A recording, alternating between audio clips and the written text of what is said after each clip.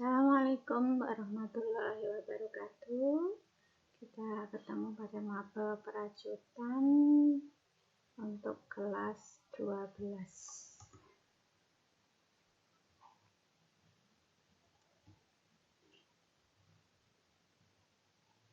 Kalian sudah pernah mempelajari di kelas-kelas sebelumnya tentang macam-macam kain. Salah satunya adalah kain rajut yang mempunyai pengertian kain yang dibentuk oleh jeratan-jeratan benang yang bersambung satu sama lain yang dapat terdiri dari satu macam benang atau lebih dan dapat searah dengan lebar kain atau searah dengan panjang kain. Istilah lebar kain dan panjang kain itu diambil dari kain tenun ya. Kain tenun yang proses pembuatannya adalah dengan penyilangan antara benang lusi dan benang pakan secara terus-menerus. Untuk yang benang pakan adalah ke arah lebar kain dan benang lusi ke arah panjang kain. Jadi bedanya antara kain rajut dengan kain tenun adalah pada prosesnya, kemudian bentuk hasilnya. Yang satu berupa silangan, yang satu berupa jeratan ya. Untuk kain rajut bisa hanya terdiri dari satu macam benang ya, sedangkan kain tenun harus terdiri dari dua benang. Deretan jeratan ke arah panjang kain disebut well, sedangkan deretan jeratan ke arah lebar kain disebut coarse. Istilah ini harus kalian pahami ya. Kalian ingat baik-baik mana yang wells, mana yang coarse, dan kalian perhatikan dari penggambarannya pada bentuk gambar di kertas atau penggambaran yang bukan bentuk aslinya ya.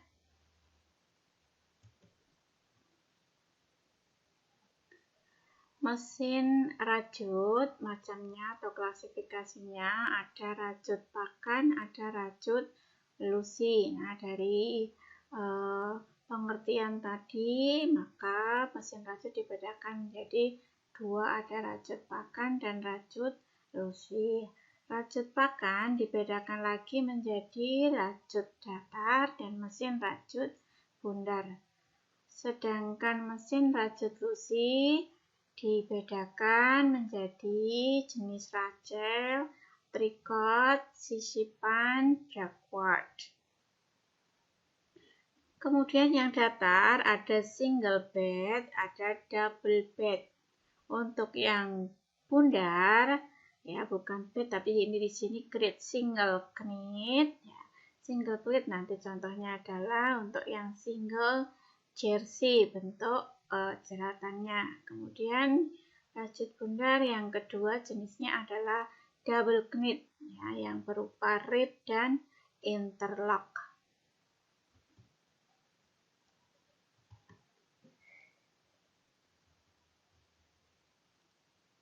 Nah, ini untuk gambar dari bentuk weft dan warp atau coarse ya. Penggambarannya kalian perhatikan di sini bahwa ini kalau gambar seperti ini dibedakan antara abu-abu dengan kuning ya. Yang perlu kalian perhatikan adalah di mana letak munculnya di depan dan di belakang, posisi di depan dan di belakang. Mungkin kalau kalian menggambarkan dengan pensil atau pulpen di buku kalian, ya apabila diberi tugas menggambar bentuk jeratan, maka kalian bedakan antara yang ditebalkan, ya diberi warna, yang ini dikosongkan tengahnya. Nah, kalian menggambar garis-garis di sini, ini yang kuning ini adalah letaknya, yang di sini itu adalah di depan abu-abu. Maka garis abu-abu tidak boleh terlihat. Ini harus full kuning di sini. Nah, sedangkan begitu pula sebaliknya untuk yang kedua, abu-abunya ini adalah berada di depan ya. Nah, ininya menjadi di yang jeratannya, loopnya ada di belakang. Ini yang kuning, loopnya yang di belakang. Kalian perhatikan ini agar tidak salah dalam menggambar bentuk jeratan. Nah, ini untuk yang kenit ya. Nah, ini kalian saya dibedakan menjadi warna biru dan abu-abu. Ini juga kalian perhatikan ya, arahnya mana yang di depan, mana yang di belakang. Jadi di sini, ini dari sini ke sini. Nah, masuk di belakang sini, ini posisinya di abu-abu belakang ya. Masih di belakang, kemudian keluar lagi di sini. Masuk pada jeratan di sebelah kirinya. Belakangnya ini di sini, belakang, keluar lagi di sini di atas, masih di atas, kemudian di belakang. Demikian seterusnya. Ya, nah, gambarnya harus jelas mana yang di depan, mana yang di belakang. Kain rajut pakan ya. Proses menjeratkan satu benang atau beberapa benang secara horizontal atau arah course ya. Yang ini kain rajut lusi. Proses menjeratkannya satu benang atau beberapa benang ke arah vertikal atau arah well, ke arah atas ya.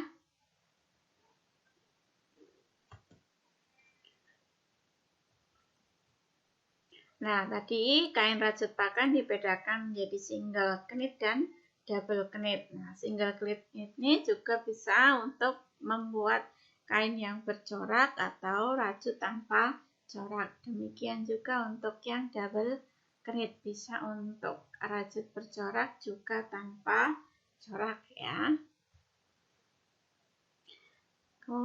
Klasifikasi yang berikutnya adalah kain rajut rangkap. Adalah kain rajut yang dibentuk oleh sepasang atau dua pihak jarum yang letaknya saling berhadapan. Atau kain rajut double knit adalah kain rajut yang dibentuk oleh sepasang ya, atau dua baris, jejer jarum yang letaknya saling berhadapan dan biasa disebut kain rajut rib. Hasilnya atau contoh kain rajut rangkap atau ganda adalah kain rajut interlock dan kain rajut rib atau rusuk. Kain rajut interlock adalah kain rajut rangkap di mana pada kedua permukaannya akan terlihat jeratan kanan ya. Jadi kalau interlock permukaannya adalah jeratan kanan semua. Ini gambarnya untuk kain rajut interlock. Jadi ada ini permukaan atas, ini yang di belakang ya. Kalau digambarkan memang agak rumit, tapi ini bisa kalian cermati di sini. Ini adalah letaknya di belakang ya. Kemudian ini berpindah ke belakang. Ini tadinya di depan, posisinya di belakang jeratan. Selanjutnya, kemudian ini di belakang, ya letaknya dilihat dari belakang, ini juga di belakang jeratan berikutnya kalau dari posisi belakang. Ya, kalau dari posisi ini di depan. Gitu ya. Kain rajut rib adalah kain rajut rangkap di mana pada permukaannya terlihat berganti-ganti wells yang terdiri dari jeratan kiri dan jeratan kanan. Kalau tadi interlock adalah jeratan kanan, kalau ini keduanya digunakan kiri dan kanan. Ini gambarnya ya. Ini dia yang posisi benang pertama di depannya ya. Nah, harusnya ini di sini ini di belakang semua, tapi karena ini jeratan kiri dan kanan maka ini berpindah ya, gabungan dua-duanya.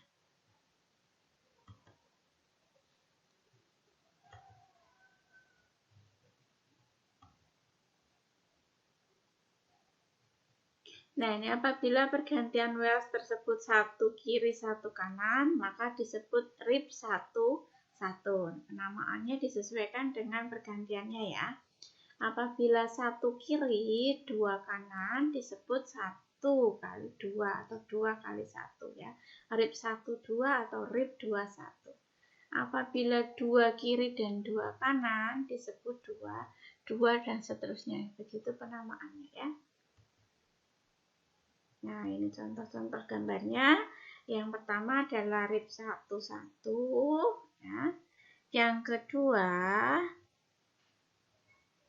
ini masih rib 1, 1. Nah, yang ketiga baru 2, 2 ya.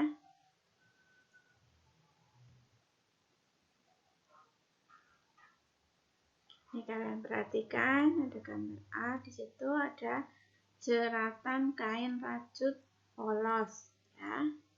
Nah, dasarnya adalah yang merah ini, kemudian berikutnya adalah yang putih. Kemudian diagram jeratan kain rajut rib 1, 1, kiri kanan ya. Yang berikutnya adalah interlock, dua permukaan yang sama-sama menggunakan kanan. Nah, prosesnya mengambil jeratannya seperti ini. Ini adalah jarumnya ya. Ini bentuk jarum-jarumnya yang mengait helaian benang tersebut untuk membentuk jeratan. Nah, ini dua ini ya, dari sisi sini dan sisi depan dan sisi belakang. Ini ada dua. Nah, ini kalau lebih diperjelas lagi.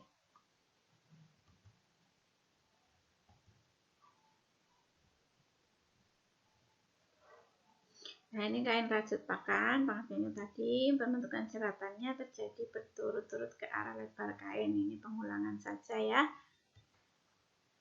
Nah, gambarnya itu tadi seperti ini. Ini course-nya.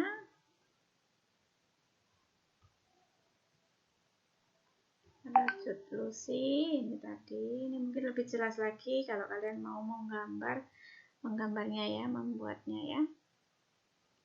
Jadi dari course 1, 2, 3 dan seterusnya ke arah panjang kain. Ini diperhatikan yang hitam ini letak-letaknya. Ini jelas.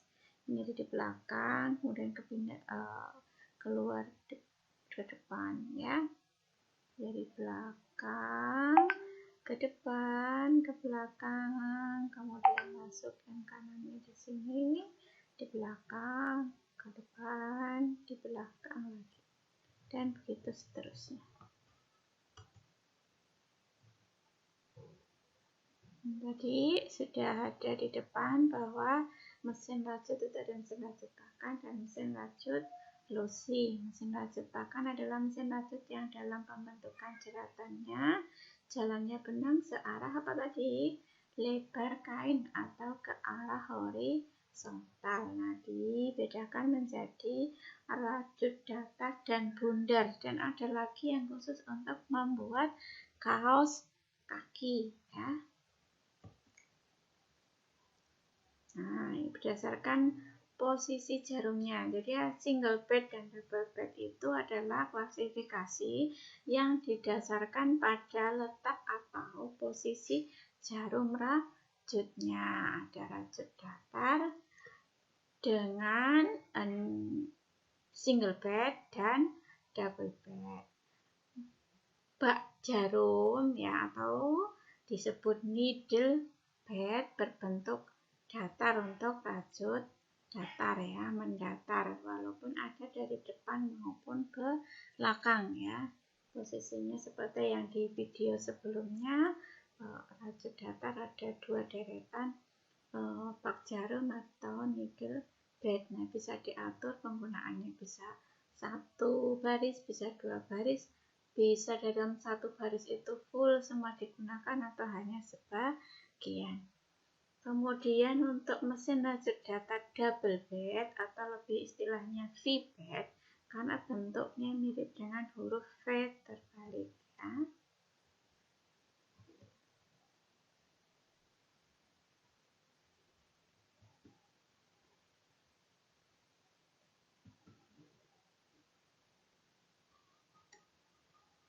Nah, ini kita lanjutkan pembahasannya pada faktor-faktor yang menentukan konstruksi kain rajut, yaitu banyaknya well dan coarse persatuan panjang.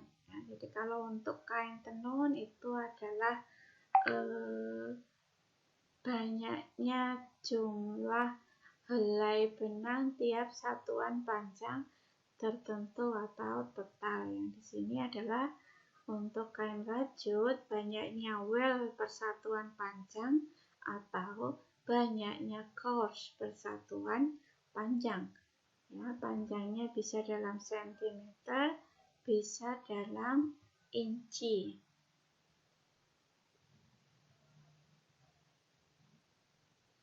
Nah, ini kita mengingat kembali apa yang sudah dipelajari, bahwa kain tenun merupakan silangan dari dua arah, yaitu benang lusi dan benang pakan, ya, dari arah panjang dari arah lebar dianyam membentuk garis tegak lurus. Yang gambarnya seperti ini, ya. Nah, kita membedakan tadi antara TPI dan total pada kain dan pada rajut. Konstruksi rajutan pakaian ialah apabila kain itu tersusun benang-benang yang membentuk jeratan-jeratan sedemikian rupa hingga sehelai benang membentuk satu jeratan, dan benang-benang tersebut memanjang ke arah lebar kain. Alur-alur tersebut terbentuk oleh rangkaian jeratan yang disebut deretan jeratan atau coarse. Kalau konstruksi kain itu tenun, ya, terdiri dari total lusi, total pakan, nomor benang lusi, nomor benang pakan, lebar kain, ya, jenis anyaman yang berbeda-beda, ada polos, keper, satin, turunannya, anyaman campuran, dan anyaman khusus.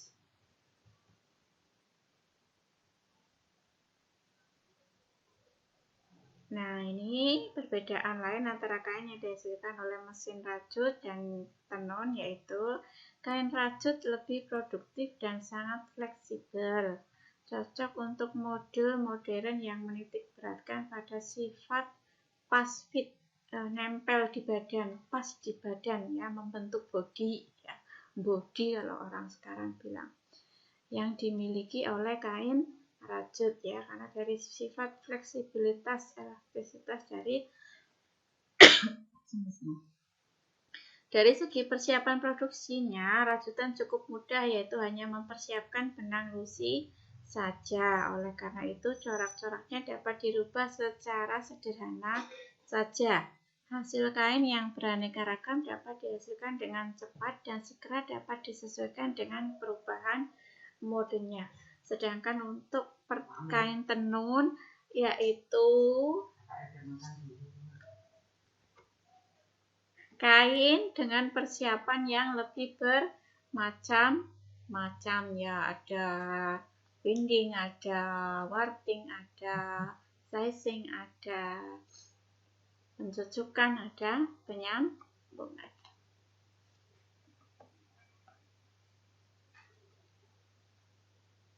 Sampai di sini saja, nanti kita lanjutkan untuk pembahasan berikutnya pada kelebihan-kelebihan yang ada pada kain rajut. Silahkan kalian pelajari dulu, nanti pertemuan berikutnya kita bahas. Terima kasih. Wassalamualaikum warahmatullahi wabarakatuh.